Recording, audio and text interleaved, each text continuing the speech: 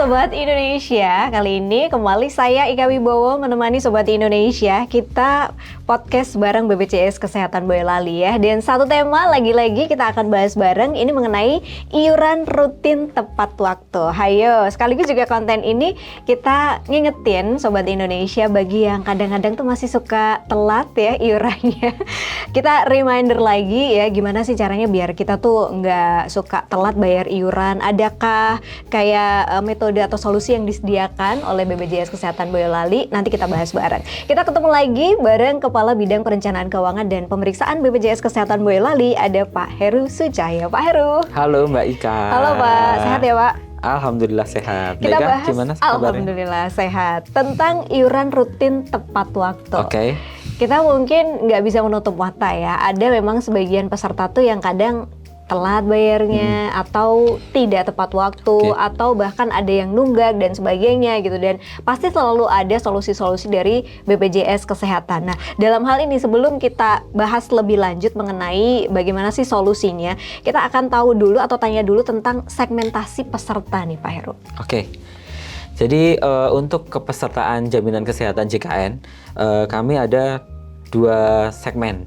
Jadi yang satu adalah penerima bantuan iuran, di mana penerima bantuan iuran ini iurannya yang nantinya akan dibayarkan oleh pemerintah. Jadi baik pemerintah daerah maupun pemerintah pusat melalui APBN. Nah, yang kedua adalah untuk peserta bukan penerima bantuan iuran. Ini kayak kita yang kerja gitu, terus peserta mandiri, bukan pekerja, di mana iurannya nanti akan dibayarkan oleh pemberi kerjanya atau iuran yang dibayarkan oleh diri sendiri secara pribadi gitu. Oke. Terus ada juga yang kadang tuh masih menyaksikan atau masih bertanya gitu, kenapa sih penting buat kita bayar iuran tepat waktu? Oke. Kalau kenapa sih iuran itu menjadi penting? Karena ketika iuran itu tidak dibayarkan, tentunya kartunya kan akan nonaktif ya. Nah, ketika kartu nonaktif itu tentunya teman-teman nggak bisa memberikan menerima layanan kesehatan. Jadi akses ke layanan kesehatan itu tentunya tidak dapat digunakan kartunya gitu.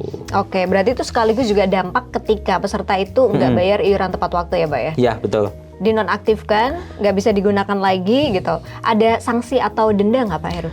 Kalau untuk iuran sendiri Mbak Ika itu tidak ada dendanya. Jadi sanksinya hanya akses layanan kartunya dinonaktifkan, tidak bisa menggunakan layanan kesehatan gitu. Pak Heru, ada nggak sih solusi untuk teman-teman peserta nih biar mereka tuh nanti habis ini bisa tepat waktu gitu bayar iurannya? Ya, solusi yang paling pasti itu adalah teman-teman peserta itu mendaftarkan auto debit. Nah, auto debit ini bisa melalui perbankan maupun channel yang non bank. Jadi kalau teman-teman biasa nih shopping pakai, ini boleh nyebut merek ya? Mungkin warnanya aja. Ya, yang warna oranye-oranye tuh, yang warna ijo-ijo, yang biasa belanja gitu, sebenarnya bisa bayar lewat aplikasi oranye, aplikasi hijau itu bisa. Terus auto debit juga bisa didaftarkan oleh teman-teman melalui perbankan mitra BPJS Kesehatan. Oke, jadi solusinya salah satunya itu ya, auto debit udah deh, udah langsung secara otomatis gitu. Betul. Mau nggak mau kita dipotong. Iya, betul. Ada solusi lain mungkin Pak Heru? Solusi lain ya reminder diri sendiri untuk tetap membayar iuran sebelum tanggal 10 setiap bulan. Oke, belajar disiplin ya. Karena kan nanti manfaatnya buat kita juga ketika misalnya ada apa-apa dengan kondisi kesehatan ya. Apalagi kalau misalnya kita telat bayar, terus apalagi nonaktif, nggak bisa digunakan. Nanti belum lagi ada denda layanan kesehatan kalau teman-teman nonaktif dan menjalani rawat inap di fasilitas kesehatan. Oke, nanti melebar justru ya masalahnya ya Pak Heru ya. Oke Pak Heru, pertanyaan terakhir nih, pesan buat teman-teman biar berkaitan dengan pembayaran iuran ini bisa tepat waktu, apa Pak?